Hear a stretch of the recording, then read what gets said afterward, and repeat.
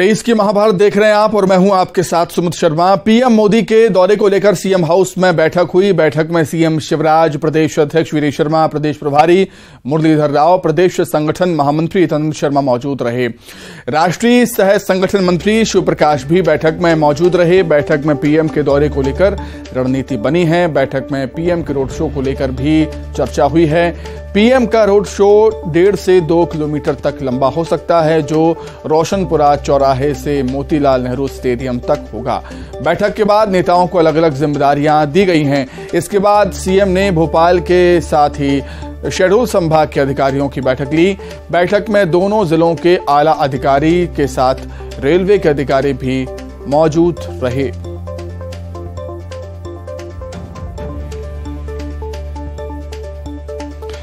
तो 27 जून को पीएम मोदी राजधानी भोपाल आ रहे हैं। एमपी का दौरा है उनका और इस दौरे को भव्य बनाने की तैयारी बीजेपी की। लगातार बैठकों का दौर चल रहा है। पीएम मोदी के दौरे को देखते हुए रूपरेखा बनाई जा रही है, भूमिका बन रही है। रोड शो भी पीएम मोदी का होगा, जो 1.5 से 2 किलोमीटर तक का हो सकता है। रोशनपुरा से होते हुए पीएम मोदी रोड शो के जरिए मोतीलाल स्टेडियम पहुंचेंगे, जहां पर एक कार्यक्रम का आयोजन हुए और इस रोड शो को भी भव्य बनाने की तैयारी है। अलग अलग नेताओं को अलग अलग जिम्मेदारियां बीजेपी सौंप रही है। इस बैठक में सत्ता से लेकर संगठन के तमाम बड़े नेता मौजूद रहे। सीएम हाउस में यह बैठक हुई। कल भी हमने देखा था बीजेपी दफ्तर में एक बैठक हुई थी। तो लगातार बैठकों का दौर चल रहा है। पीएम मोदी राजधानी भोपाल मध्य प्रदेश के दौरे पर आने वाले हैं। 27 जून को वंदे भारत ट्रेन की सौगात भी वो देंगे और कई ऐसे कार्यक्रम हैं जिनमें हिस्सा पीएम मोदी लेने वाले हैं। रोड शो भी होगा और रोड शो को भव्य बनाने की तैयारी है। 1.5 से 2 किलोमीटर तक का रोड शो हो सकता है, जो कि रोशनपुरा से शुरू होगा और मोतीलाल नेहरू स्टेडियम तक चलेगा। तो लगातार बैठकें बीजेपी कर रही है। इस अहम दौरे को भव्य बनाने की तैयारी है। लगातार हम देख रहे हैं पिछले कुछ दिनों से पीएम मोदी मध्य प्रदेश के दौरे पर आ रहे हैं। इससे पहले भी वो आए थे वंदे भारत ट्रेन को हरी झंडी दिखाने के लिए।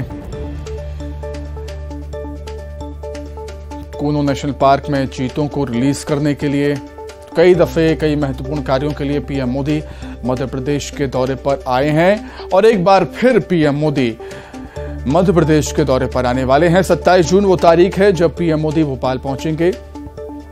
शहडोल भी वो जा सकते हैं, ऐसी भी खबरें हैं। और रोड शो राजधानी भोपाल में उनका एक होना है, जो कि 1.5 से 2 किलोमीटर तक का रोड शो है।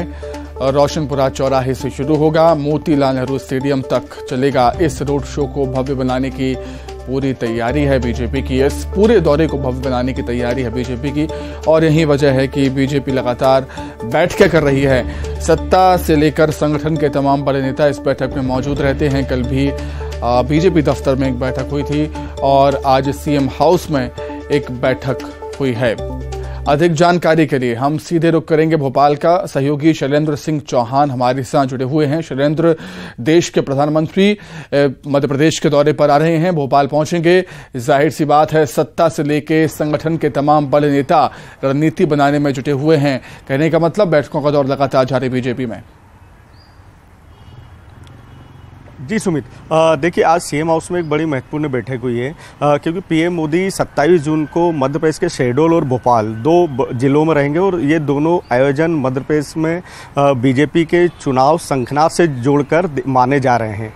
तो सबसे बड़ी बात है कि पीएम मोदी का जो भोपाल वाला आयोजन है उसमें पीएम मोदी का एक रोड शो होना है। इस रोड शो के अलावा पीएम मोदी एक सभा को संबोधित करेंगे, जिसमें देश भर के भाजपा के 10 लाख बूथों के जो चुनिंदा हैं, जो 2500 कार्यकर्ता, उनको संबोधित करेंगे। तो ये 2 महत्वपूर्ण आयोजन भोपाल में। इसके अलावा एक और महत्वपूर्ण जो है वो वंदे भारत एक्सप्रेस, जो 2 वंदे भारत एक्सप्रेस चलेगी इनका शुभारंभ होना है भोपाल से।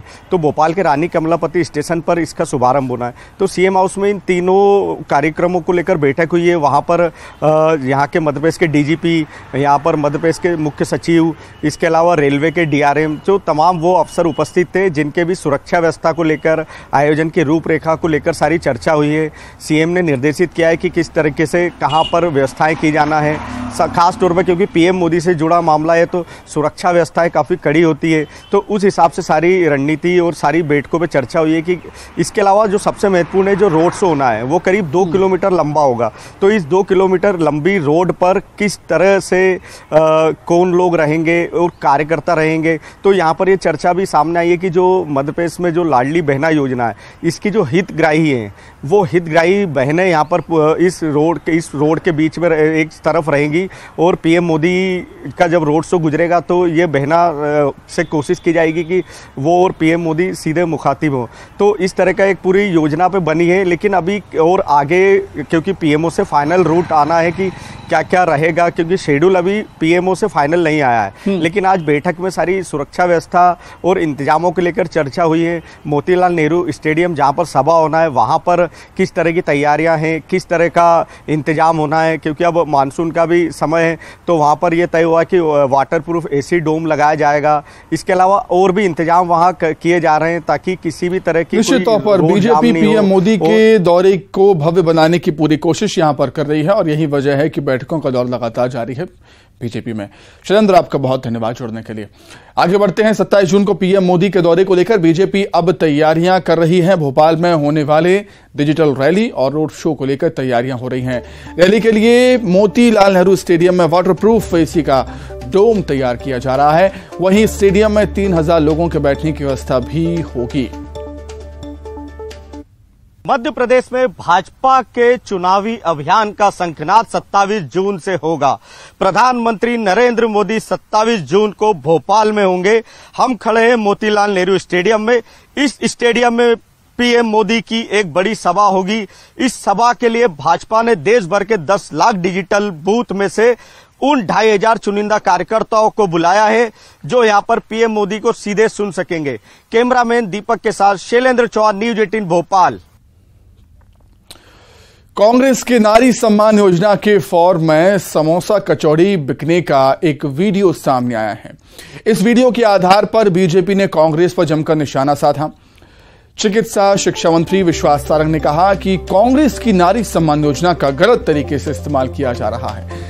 सारंग ने कहा कि कांग्रेस संविधान के नियमों का मजाक उड़ा रही है। मंत्री सारंग ने लोगों से अपील की है कि कांग्रेस नेताओं को निजी जानकारी, बैंक डिटेल्स और आधार नंबर साझा न करें।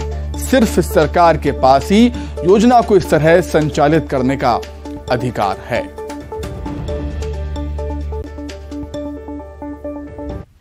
महिला को 1000 रुपए महीना शिवराज सिंह चौहान और भाजपा की सरकार ने देना शुरू कर दिया तो कांग्रेस उसमें टंगड़ी अड़ा रही है।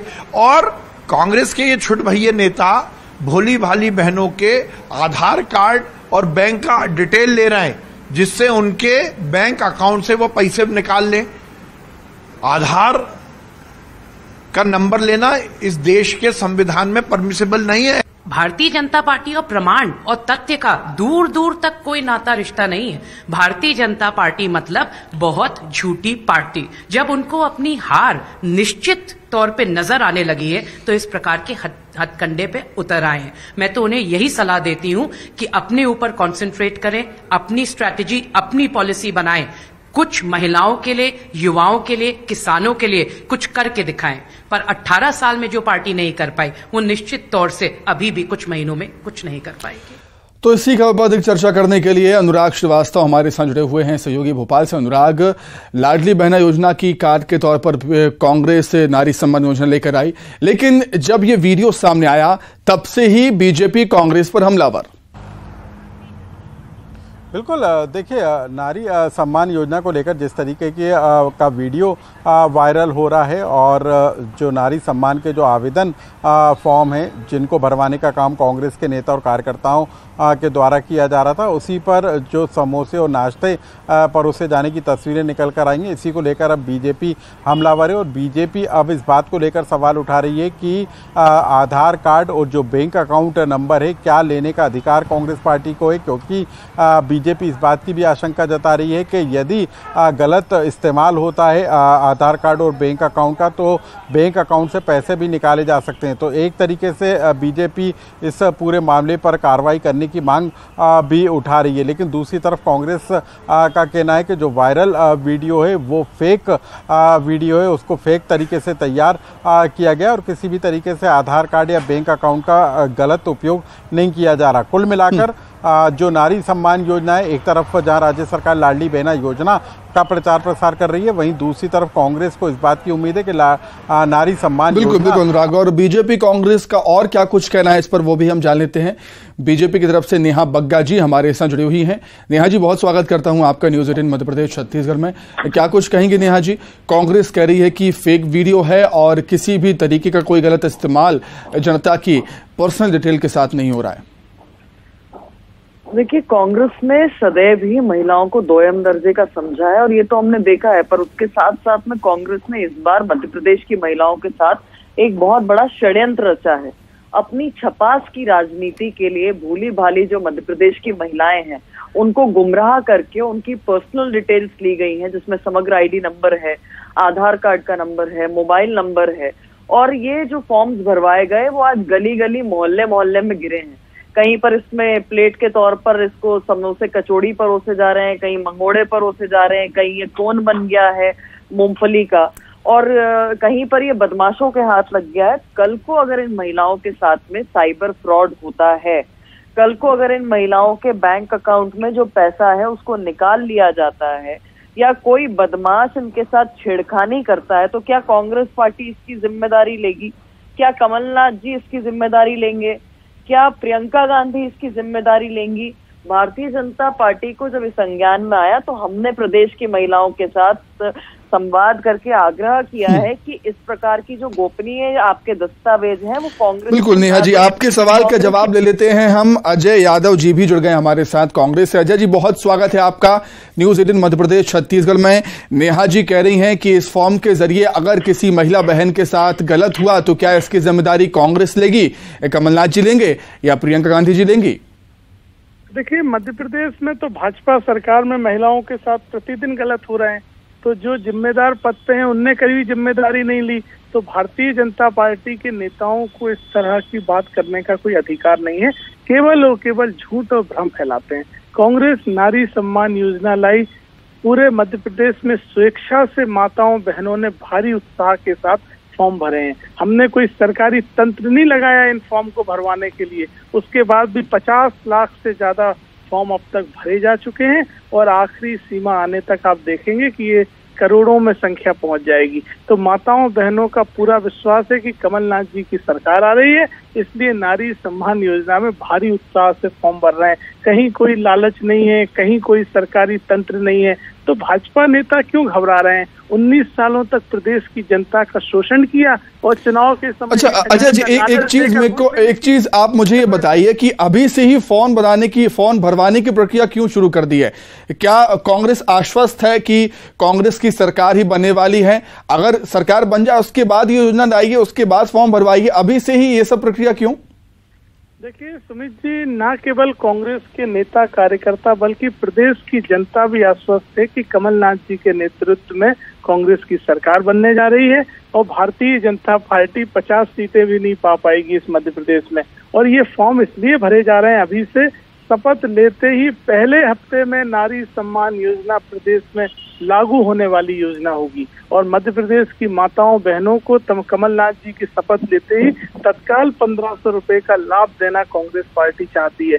भारतीय जनता पार्टी का झूठ और बौखलाहट देखिए कि आप 1000 रुपए की लाडली बहना लाए और कमलनाथ जी ने 1500 का वादा किया तो उस वायदे से इतना घबरा गए कि 3000 का लालच देने लगे। तो भारतीय जनता पार्टी की कलई खुल गई है। जनता भाजपा पर विश्वास नहीं करती है, उनके ये जनता को खरीदने की कोशिश अब नहीं चलने वाली है और भाजपा के नेता केवल झूठ फैलाते रहेंगे, अपने ही कार्यकर्ताओं के फोटो खिंचवा देंगे और उन्हीं फोटो को वायरल कर देंगे। पूरे मध्य प्रदेश में नारी सम्मान योजना को भारी उत्साह मिल रहा है।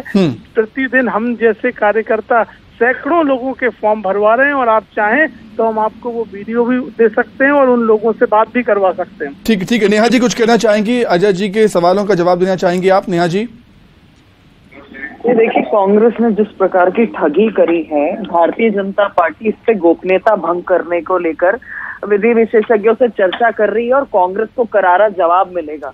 क्योंकि पहले भी हमने देखा कि इनका जो यूथ कांग्रेस का पदाधिकारी है, दमोह में जो फॉर्म भरवा रहा था, वो पॉस्को के एक्ट के अंदर अभी पुलिस जेल की सलाखों के पीछे है। उसने बच्ची के साथ छेड़खानी करी, नाबालिग बच्ची के साथ में। और ऐसे ही नौशाद खान जो कांग्रेस के हैं, वो गली गली मोहल्ले मोहल्ले में घूम रहे हैं।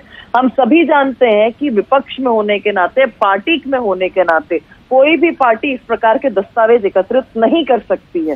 और अगर एकत्रित किया भी तो क्या इन्होंने कोई डॉक्यूमेंटेशन के लिए कोई बैंक बनाया, कहीं पर उसको एकत्रित करके एक जगह पर रखा? ये हर जिले से इस प्रकार के वीडियो, इस प्रकार के फुटेज, इस प्रकार के फोटोग्राफ्स निकल कर आ रहे हैं, जो स्पष्ट दिखा रहा है कि कांग्रेस जिस प्रकार की रणनीति के साथ चली थी, उनने भोली महिलाओं के डॉक्यूमेंट्स तो ले लिए अपनी छपास के लिए, अपना झूठ प्रचारित करने के लिए, पर उन महिलाओं की गोपनीयता के साथ क्या होगा, उनका जो मोबाइल नंबर है उसके साथ क्या होगा, उसका जो अगर आधार कार्ड है उसके साथ अगर फर्जीवाड़ा होता है तो क्या होगा, समग्र आईडी का मिसयूज होता है तो क्या होगा, कांग्रेस ने इसकी चिंता नहीं करी। इसीलिए मैंने पूर्व में भी कहा, फिर से आपके चैनल के माध्यम से दोहरा देती हूँ कि प्रदेश की महिलाएं जो है वो सतर्क हो जाएं। कांग्रेस के इस प्रकार के कई सारे नौशाद, कई सारे कमलनाथ जी आपके बीच में आएंगे जो आपके दस्तावेज मांगेंगे और उसके बाद उनको ऐसे ही कूड़े कचरे में फेंक देंगे। कहीं कांग्रेस कार्यालय में दिखेंगे, कहीं गली मोहल्ले में दिखेंगे। कृपया करके इन ढोंगियों को, सत्ता के लोभियों को, जो झूठा प्रपंच करते हैं, आपके जीवन के साथ खिलवाड़ करते हैं, इनको इस प्रकार के दस्तावेज न दें। ठीक है नेहा जी, बहुत धन्यवाद। नेहा जी आपका, अजय जी आपका भी बहुत शुक्रिया और अनुराग आपका भी बहुत धन्यवाद, आप भी हमारे साथ जुड़े रहे। आगे बढ़ेंगे। खंडवा में एक बार फिर कांग्रेस नेताओं के बीच कलह देखने को मिली है। यहां जिला कार्यालय गांधी भवन में कार्यकर्ता आपस में भिड़ गए कांग्रेस के। इस दौरान कांग्रेस नेताओं के बीच जमकर लात घुसे चले, कुर्सियां तक फेंक दी। बता दें कि कांग्रेस के प्रभारी संजय दत्त बैठक लेने आए थे। इसी दौरान बीजेपी के कांग्रेस के दो नेता आपस में भिड़ गए, जमकर हंगामा हो गया। काफी देर तक ये हंगामा होता रहा।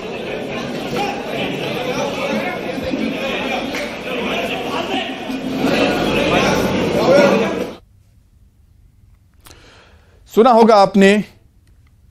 इसी के साथ ही 23 की महाभारत में इतना ही। नमस्कार।